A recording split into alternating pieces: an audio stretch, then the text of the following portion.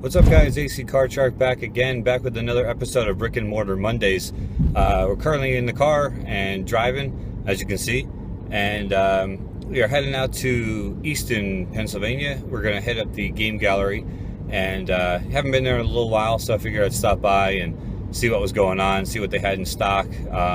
No special reason, no specific game I'm going after, just kind of going to see what they have and just pay a visit because I haven't been there in a little bit. So I'll take some shots and show you maybe on the way in, and bring you back to the game room and show you what I picked up. Alright guys, just taking a couple of shots of downtown Easton just to kind of give you an idea of the area and just what it looks like. It's kind of cool. Some cool shops around the area, and there's actually a record shop right there. Used Grooves. Never been in there before. I have to make it there someday. But just giving you an idea of what it looks like down here, and as you can see straight ahead, there's the traffic circle in downtown Easton with a big statue in the middle. It's kind of neat. So we're heading into the game gallery, and I'll show you what I picked up.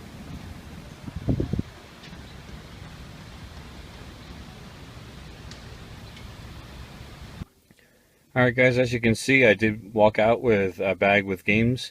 I did pick up some stuff that according to my app I needed. Although I swear there's a Nintendo game that I picked up for the NES that I swear I have it, but apparently according to the app I don't. So we'll find out. We're going to head into the game room and we'll find out for sure.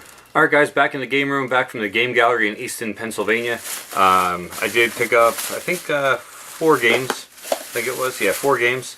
And I'll go through them right now. Now, as you saw when I showed you the bag inside the car, I had said I picked up an NES game, which I thought I already had. Just checked the wall back here. Sure enough, I did. The only downside about the NES Collector app that I use is that a lot of times when it needs an update, it loses some of the information. I've found before that I've checked my app and said I didn't have a game, and so I pick it up, and then I come back to the game room and I find out I have it. I'm not sure if that's a glitch from when the program updates or not. Or I just forgot to put it in, who knows. But the game I picked up was Cyberball for the NES. As you can see, it was $8. It's worth around $8, so I picked it up because my app said I didn't have it.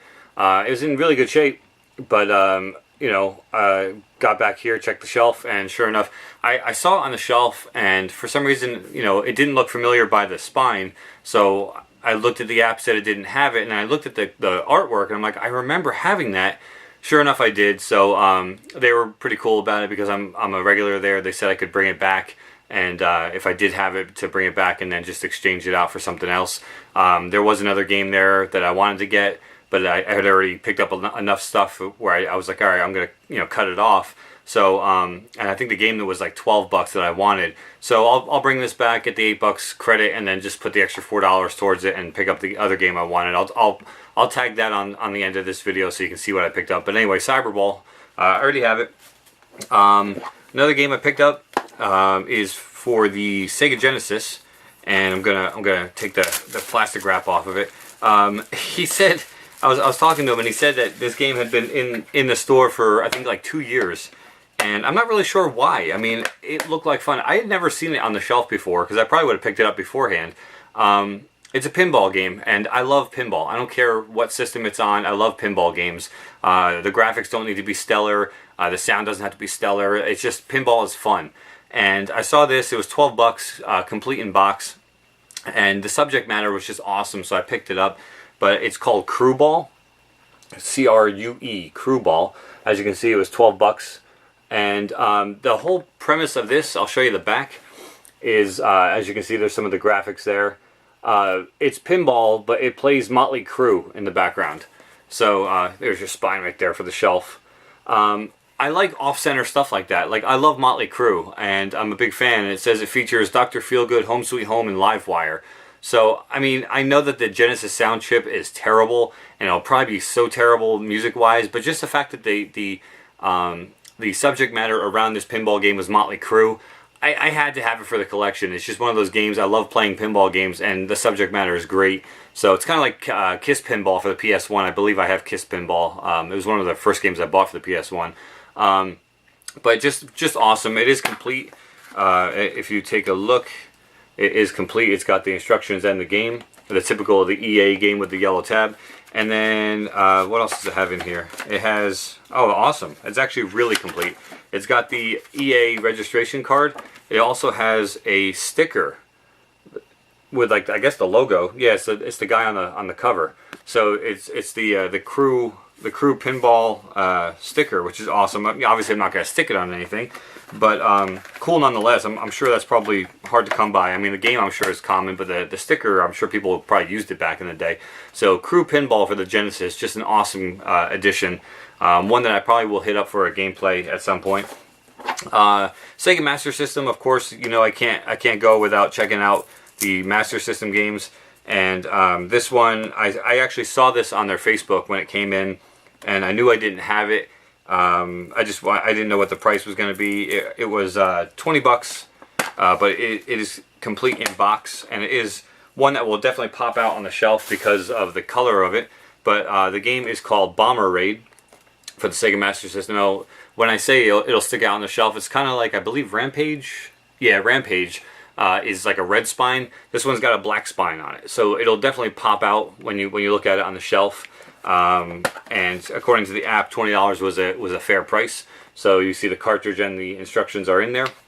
So just another one. It's just like an airplane shooter, almost like a 1942 or something along those lines. As you can see, it's like a vertical shooter. It looks like a vertical shooter. Looks just like 1942 or 1943 for the NES, which though they're fun. So I'm sure this will be good as well. Just one I needed for the collection, and one I've never come across before. When I saw it, I was like, I gotta pick that one up for the collection. And then the last game I picked up, this was actually, if you remember my last video, if you guys saw it, the last time I went to Game Gallery, I had mentioned that there was a game that I saw that was a little harder to come by. But I didn't pick it up. The price was right, but I didn't pick it up because I had already kind of reached my cap for spending. I was back there and they still had it, and I was ultra stoked because I had thought that this game would be gone by the time I got back, which, you know, it's been at least a month or so since I've been back there. But it was still there. The price was still the same. It was still a fair price for the game, give or take $10 or so cheaper than what the app is rating it at. NES game, which I have yet to come across until I saw it here. But that game is The Adventures of Lolo 3. I already have Adventures of Lolo 1 and 2, so this completes my Lolo collection. So Adventures of Lolo 3, the game was priced at $35, and the app had it, I think, at $47 or $45 or something like that. Now the app does tend to overprice a little bit sometimes, so but $35 I felt was fair. And it was definitely a cartridge I needed for the collection. It's harder to come by. I think the rarity scale, it's like a 9 out of 12. It's not in my top rare games for the system, but it's definitely one I needed for the collection, so I wanted to make sure I picked that up, especially because it was there last time, and I passed on it because I picked up, you know, so many other things. When it was there again, and I was back for another shopping trip, that's the only reason why I picked up 4 games, was because I wanted to make sure I picked this up. So Adventures of Lolo 3 for the NES, we got Bomber Raid complete in box for the Sega Master System. We have Crew Ball complete in box for the Sega Genesis, and a duplicate Cyber Ball. So I'm going to drop them a line and just let them know, like, hey, I did have it. I'm going to go back, probably go back tomorrow and just exchange it out for the game that I wanted to pick up in the first place. And I didn't pick it up because I was already getting what I got.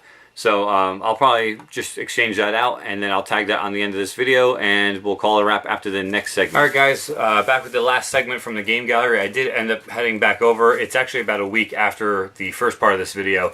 I just didn't get down there, and I decided to go today and brought back that duplicate copy of Cyberball that you saw. They were really cool about it, exchanged it, no problem. They said normally they wouldn't do it because, you know, you buy it. But because I'm there enough and they know who I am and they know I'm coming back, they wanted to make sure they took care of me. So much appreciated on that, obviously, because I don't need 2 copies of Cyberball. I did go back and I did end up with a bag of games. Only 3 games, though. The game that I actually went back to get, I had said I had a game in mind that I wanted to go back and get, but I didn't. And that was Pitfall: The Mayan Adventure for Sega CD. They still had it when I went back. They still had it there. I I decided against it because I believe, if I remember correctly, I think I actually have it already. Let me take a look. Yeah, I believe I already have it on another system. I want to say Genesis. I think card only, but I believe I already have it. And I'm like, you know, it was like I think $12, and so and I already had $8 coming back. It would have only cost me $4 extra. But I was just, I don't know. I just didn't feel like it was like the game I wanted the first time I saw it. So I ended up getting a game for an even exchange for the Super Nintendo. It was also marked $8, but that game is Arkanoid Do It Again. So as you can see for the Super Nintendo, Arkanoid, and you can see right there, there's your spine. Do It Again, Arkanoid, you can see $8. So it was basically an even swap out. I know I didn't have this for Super Nintendo. Arkanoid's always a good time. It's a very clean copy. So I figured, you know what, it's a game I'll play, and it seemed like a good one for the collection. While I was there, I did pick up 2 games I saw that I wanted. First one is, I believe it's, well, I know it's in a box because it's I have the box in my hands. It is resealed by the store. I want to bust it open here for you. It is for the Sega Genesis in box.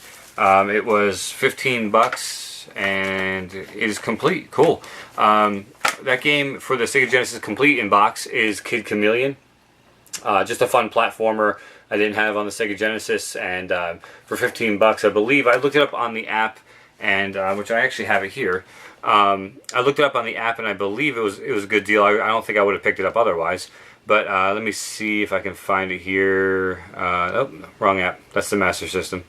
Genesis and Kid Chameleon. Let's see. Kid Chameleon looks like $22 complete in box. I'll show you on my phone here. If you look right there on the on this side over here, you can see complete is $22, and it was marked for $15. So it was a good deal, and you know, just a fun platformer I wanted for the collection. And you know, the fact that it was $7 cheaper than what the app has it at. As you can see, it is complete. Instructions, everything is there. So I figured that was a good deal. I picked that up.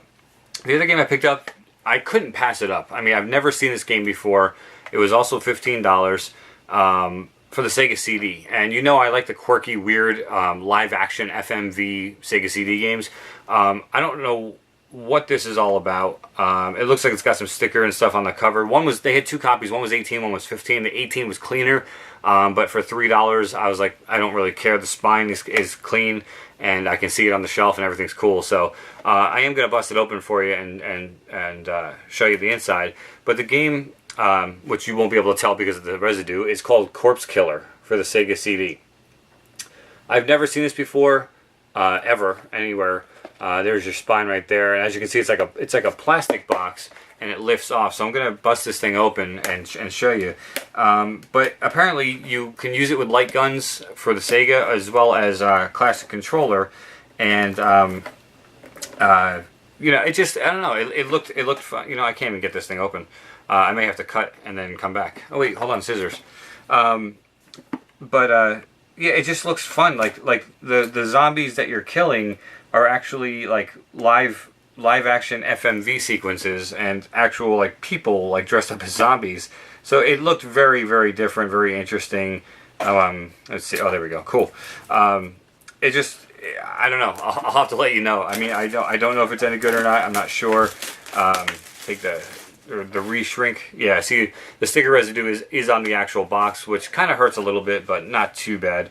Upon opening it up, you can see the Sega CD is in like a sleeve. It's kind of like this portfolio type case, which is really strange. No instructions, it doesn't look like.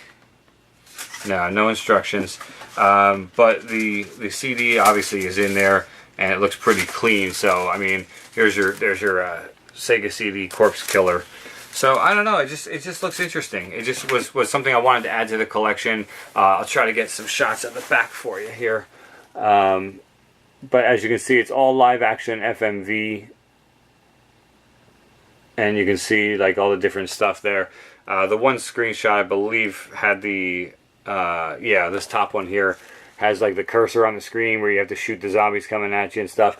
It just looks like ultra weird and different, and just something that's just up my alley. And I absolutely just had to have it in my Sega CD collection. So not a bad day. I mean, I went to the game gallery. I mean, for the second part of this video, Arkanoid for the even swap out, and then Kid Chameleon complete in box for the Sega Genesis, as well as Corpse Killer semi-complete in box, missing instructions, but in its box, which is cool because it's hard to find these types of cases that aren't smushed.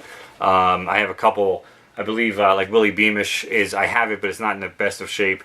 These are hard to find that are still like have a good spine and stuff. So Corpse Killer looks like a quirky little game. I'll give it a shot and see what it looks like, and let you guys know. So that's gonna wrap up this Brick and Mortar Monday episode from the game gallery. 2 different trips, one solid video here. Till next time, guys. ACCardShark. Take care.